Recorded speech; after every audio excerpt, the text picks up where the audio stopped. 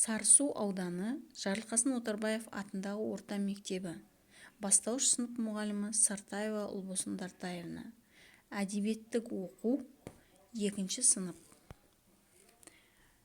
Бүгін сабағымыздың тақырыбы өзім туралы өзім айтамын.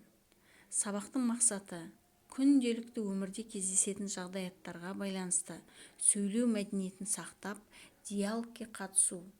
Кейіпкердің сыртқы келбетін сипаттап, мінез-құлқы мен іс-әрекетін бағалау. Мұғалімнің көмегімен үлгі бойынша шағын ертегілер, жұмбақтар, жазу немесе дайын ұйқастарды қатыстырып, шумақтар мен санамақтар құрастыру. Ал балалар, бүгінгі сабақта өздеріңнің жақсы жақтарыңды қалай таныстырар едіңдер? Үлгі бойынша, мысалға, мен мейірімдімін, өйткені айналама жанашырмын. Мен өнерлімін, өйткені би билеп өлең айтуды жақсы көремін. Мен шыншылмын, өйткені өтірік айтуды ұнатпаймын. Деген сияқты әрқайсың өз үлгілеріңді айтып көріңдер. Жақсы балалар. Ал балалар, бүгінгі тақырыбымыз Қадыр Мырзали атамыздың не үшін өлеңін оқып, түсініп оқып, жаттап алу. Ал барлығымыз бірге, мәнерлеп бірге оқиық. Екі көзің не үшін керек? Жақсыларды көру үшін. Екі қолың не үшін керек? Елге көмек беру үшін. Құлақ деген не үшін керек? Ақыл кеңес тыңдау үшін. Жүрек деген не үшін керек?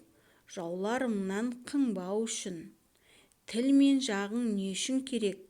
Ақиқатты айту үшін. Ал аяғың шетте жүрсең, туған жерге қайту үшін. Я балалар, бұл өлеңде не айтылған? Яғни адамның дене бітімі, қолы, аяғы, жүрегі болсын, барлығы не үшін керек екен? Әрқайсысы өз қызметін атқарып, жақсы жұмыс жасау үшін керек екен, я балалар? Бүгінгі өлеңде сендерге таныс емес жаңа сөз қыңбау. Осы қыңбау деген сөздің мағынасы қорықпау деген мағынаны білдіреді. Енді балалар, осы Қадыр Ғинаятұлы Мырзаәлі атамыз туралы кішігірім өмірбаянына тоқталып өтейік. Нағыз қазақ қазақ емес, нағыз қазақ домбыра деп жырлаған белгілі ақын аудармашы, Қазақстанның халық жазушысы, Қазақстан Республикасының әнұранын сөзін жазған авторлардың бірі. Қадыр Ғинаятұлы Мырзаәлі 1935 жылы 5 қаңтарда Орал облысының Жымпиты кентінде туған. Бала кезінде жетім қалған Қадыр кедейліктің тауқыметін көріп өсті. Балалық шағынан бастап кітаптарға қызығушылық танытып, Жымпиты аудандық кітапханасының тұрақты оқырманы болды. Тіпті кітапханадағы барлық кітаптарды қайта-қайта оқып шығып, көркем әдеби шығармалардың жаңа басылымдарын асыға күтетін. Қадыр атамыз өз өмірінде көрген алғашқы кітабы «Қырық батыр» деп аталады. Бұл қарапайым халық оқитын ауылдағы ең сүйікті кітабы болды. Онда қазақ халқының аңыздары мен қиссалары, эпостар мен ертегілері жазылған. Қадыр Мырзали атамыз 50-ден астам поэзиялық жинақтардың әдеби сыни және балалар кітаптарының авторы. Бәрін оқып шыққан. Қадыр атамыз бүкіл ғұмырында 7000-ға жуық кітап жинап, оның бәрін оқып шыққан. Тіпті олардың кейбіреулерін 2-3 рет қайталап оқыған. Ақынның шығармашылығы әрбір қазаққа белгілі және оқырмандар оның туындыларын сүйіп оқиды. 20 ғасырдың қазақ әдебиетіндегі поэма жанрының өсіп жетілуіне көп еңбек сіңірген.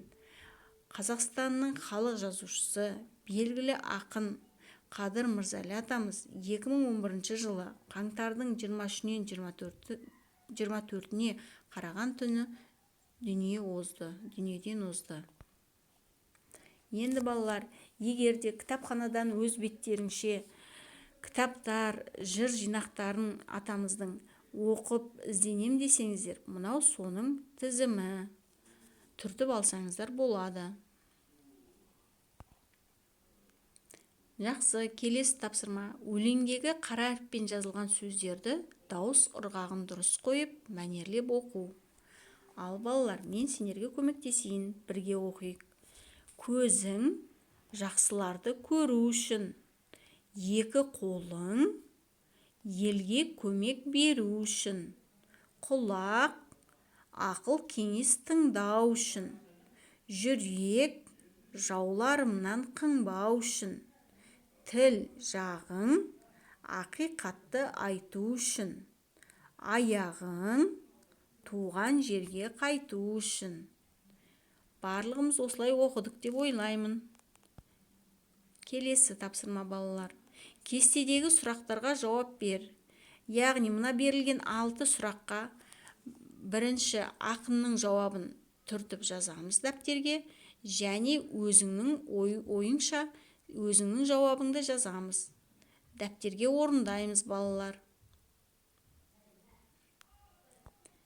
Жақсы балалар, егер бүгінгі сабақты жақсылап түсінсеңдер, өз-өздеріңді жетістік баспалдағы арқылы бағалаңдар. Егер де тапсырманы орындай алмадым десеңдер, өздеріңді бірінші баспалдаққа қойыңдар. Егер тапсырманы аздап қиналдым десеңдер, екінші баспалдаққа қойыңдар. Егер де тапсырманы орындай алдым десеңдер, үшінші баспалдаққа қойыңдар. Жақсы балалар, бүгінгі сабақ түсінікті деп ойлаймын. Үйге тапсырма Қадыр Мырзали атамыздың не үшін өлеңін жаттаймыз. Тыңдағандарыңызға рахмет, сау болыңыздар.